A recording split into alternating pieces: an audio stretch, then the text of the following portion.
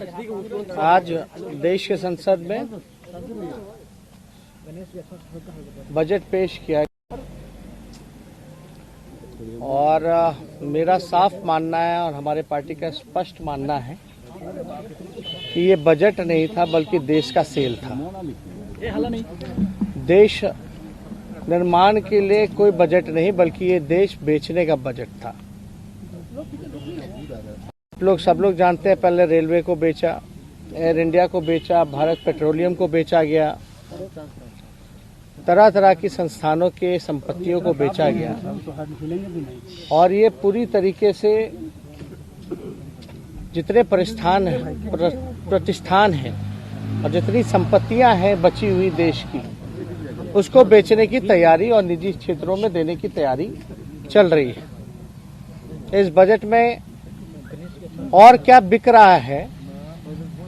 Gas pipeline है, stadium है, सड़क मार्ग है, वेयर हाउसेज हैं, जो देश की संपत्तियां रही उसको और बेचने की पुरजोर तरीके से तैयारी की जा रही है। आम नागरिकों का कमर तोड़ दिया गया है और केवल कुछ चंद लोगों का ही इस बजट में ख्याल रखने का काम भारत सरकार ने किया है। आप देखे होंगे कि बिहार में डबल इंजन की सरकार है और लोग कई एक बजट बिहार का देख लिया, भारत सरकार का देख लिया कि बिहार के लिए उन लोगों ने क्या किया। बिहार को पूरी तरीके से ठगने का काम किया गया और अद्भुत है, जब बिहार को कुछ नहीं मिल रहा था तो बिहार से जो जीते हुए 39 सांसद हैं वो टेबल थपथपा रहे थे। बिहार को एक भी इंफ्रास्ट्रक्चर के लिए कुछ नहीं मिला, कोई विशेष पैकेज नहीं, स्पेशल स्टेटस तो दूर की बात है, लेकिन कोई चारों तरफ से दबे हुए एक काम ऐसा बिहार के लिए कोई योजना के तहत या कोई अलग बिहार को देखते हुए अगर कोई प्लानिंग अगर की गई होती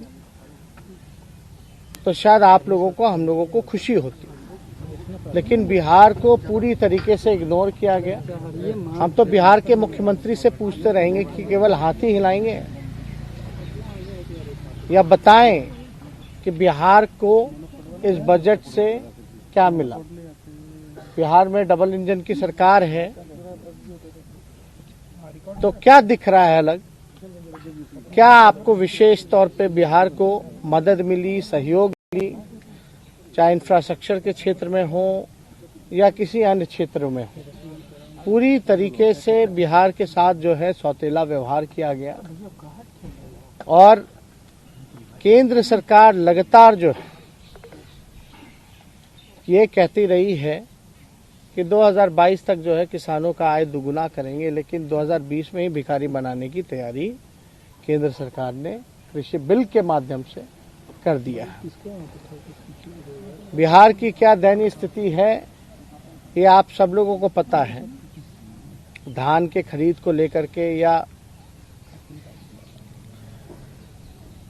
जिस प्रकार से अलग विशेष अतिरिक्त बोझ डीजल पे बढ़ाया गया है, टैक्स बढ़ाया गया आम लोगों पर, ये सब लोग हम लोग देख रहे हैं। मुख्यमंत्री खामोश क्यों है इस बजट के आने के बाद, ये समझ में नहीं आ रहा। खामोशी शायद इसलिए है क्योंकि उनके पास बोलने के लिए कुछ नहीं है कि बिहार को इस डबल इंजन की सरकार ने क्या दिया। ना कोई कारखाना, ना कोई उद्योग, ना रोजगार की चर्चा, ना इंफ्रास्ट्रक्चर की बातें, कोई ना एग्रीकल्चर में कोई एक ऐसा सेक्टर नहीं जहां बिहार को कुछ मिला हो। आप लोग याद कीजिए वो दौर जब लालू जी रेल मंत्री हुआ करते, इसमें तो रेलवे गायब ही हो गया। रेलवे को इसलिए गायब किया गया क्योंकि ये लोग लालू जी की तुलना नहीं कर सकते थे। जिस प्रकार से आदरणीय लालू जी ने रेलवे को चलाने का काम किया, हर एक साल 90,000 करोड़ का मुनाफा लालू जी ने दिया था और ऐसे में दिया था जब हर साल जो है किराया कम किया जाता था। यही बिहार को लालू जी ने 3-4 कारखाने रेलवे ने उस समय बिहार को देने का काम किया। आज कहाँ है, क्या मिल रहा है बिहार को? और वो तब था जब यहाँ बीजेपी और एनडीए की सरकार थी। बिना पक्षपात किए हुए विशेष पैकेज 1,25,000 करोड़ का भी यूपीए के समय में बिहार को लालू जी ने दिलवाने का काम किया। आज तो हम लोग सब लोग पूछ रहे हैं कि क्या मिल रहा है बिहार को। 39 सांसद जीत करके गए हैं, केवल ताली पीटने गए हैं या बिहार के लिए आवाज उठाने गए हैं? आज दुर्भाग्य है जो लोग भी जीत करके टेबल पटपटकाने का काम कर रहे हैं, लेकिन बुरी तरीके से देश की जनता निराश है, आम नागरिक निराश है, परेशान है और पूरी तरीके से उन पे जो है अतिरिक्त बोझ डालने की तैयारी केंद्र सरकार ने की है। तो कई राज्यों में सड़कें बनाने की बात कही गई है, कोलकाता, असम, जिन राज्यों में चुनाव होने हैं, ये एक ढंग से घोषणा की गई है। अब देखिए, इसमें समझदार को समझाने का कोई मतलब नहीं है। सब लोग, आप लोग समझदार हैं और सब लोग समझते हैं। चुनाव हाँ समझ रहे हैं, जहाँ जहाँ चुनाव है उसका बार बार चीख के नाम लिया गया, ये स्वाभाविक है ना। बिहार में भी वैक्सीन सबको मिल रहा था फ्री में। 19 लाख रोजगार जो है सभी लोगों को बिहार में मिल रहा था। अब तो इसकी चर्चा नहीं कीजिए, क्योंकि उनके अनुसार तो वो चुनाव में जुमला होता है। तो जहाँ जहाँ चुनाव है वहाँ केवल घोषणाएं की गई हैं, काम नहीं करना है। अपना काम बनता भाड़ में जाए जनता, यही बीजेपी और एनडीए सरकार का काम है। यहाँ भी लोगों को ठगा गया। क्या क्या नहीं कहा गया था कि क्या नहीं करेंगे, डबल इंजन की सरकार है, बिहार को विशेष राज्य का दर्जा, लेकिन पटना यूनिवर्सिटी को भी सेंट्रल यूनिवर्सिटी का दर्जा नहीं दे पाए। तो आप अंदाजा लगा सकते हो, एक नई यूनिवर्सिटी का भी निर्माण बिहार में इस बजट में नहीं है। ना कोई अच्छे अस्पताल, ना कॉलेजेस, ना कोई अलग इंफ्रास्ट्रक्चर की सुविधाएं, कुछ भी अलग बिहार में नहीं है।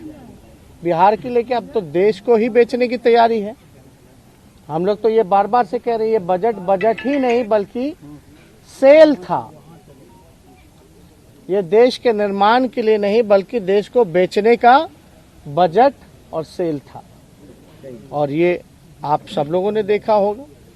और पूरी तरीके से पहले लोगों में उत्साह होता था कि हमारे लिए क्या मिलेगा, क्या सरकार आगे 5 साल का क्या काम रहेगा, इस साल का क्या काम रहेगा। लेकिन पूरी तरीके से निराशाजनक। और हम लोग को उम्मीद थी बीजेपी से कि यही बजट लाएंगे, देश को बेचने वाला ही बजट लाएंगे।